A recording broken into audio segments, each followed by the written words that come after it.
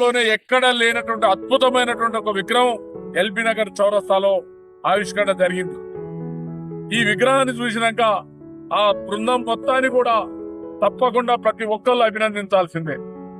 ప్రత్యేకంగా తను కోరుకున్న విధంగా పాపన్న అంటే 21 కోటలు కట్టి 30 సంవత్సరాలు పరిపాలన చేసిన ఒక మహనీయుడి విగ్రహాన్ని ఆచితూచి మామూలుగా ఏదో టెంపరీగా పెట్టాలనేది కాదు, మనస్ఫూర్తిగా గుండెల నిండా ఆయన ప్రేమ నింపుకొని పెట్టుకోవాలనుకున్న మా మల్లేష్ గౌడ్ అన్న వారి బృందానికి నిజంగా కూడా జై గౌడ్ ఉద్యమం జాతీయ కమిటీ తరఫున మరి ఈ రాష్ట్రంలో ఒక గౌడ బిడ్డగా పాపన్న భావజాలాన్ని మోస్తున్నటువంటి మేమందరం కూడా మనస్ఫూర్తిగా అభినందిస్తున్నాం.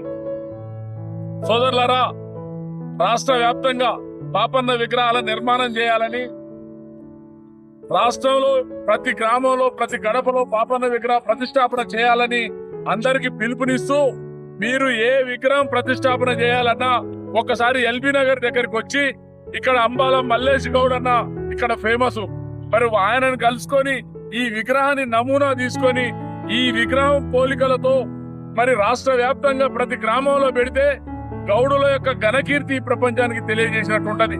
ఒక మామూలు కల్లు గీత కార్మికుడు మరి 30 ఏళ్ళు పరిపాలన చేసి గోల్కొండ చక్రవర్తిగా పరిపాలన చేసినటువంటి బిడ్డ గౌడ బిడ్డ అయినందుకు గర్వపడాలి. మరి అటువంటి మహనీయుడి విగ్రహాన్ని మనం పెట్టుకునేటప్పుడు చాలా జాగ్రత్తలు వహించాల్సింది.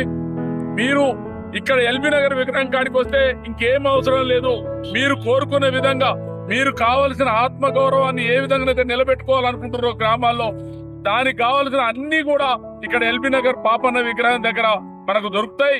మరి మీకు ఏది కావాలన్నా అందుబాటులో మన మల్లేష్ గౌడ్ అన్న టీము సత్తార్ సర్వాయి పాపన్న రాష్ట్ర గౌడ సంఘం అధ్యక్షులుగా ఒక మామూలు వ్యక్తిగా చిన్న ఎంప్లాయీగా పనిచేసుకుంటూ మరి ఇంత గొప్ప నిర్మాణం చేసిందంటే నిజంగా కూడా ఇది గర్వకారణం.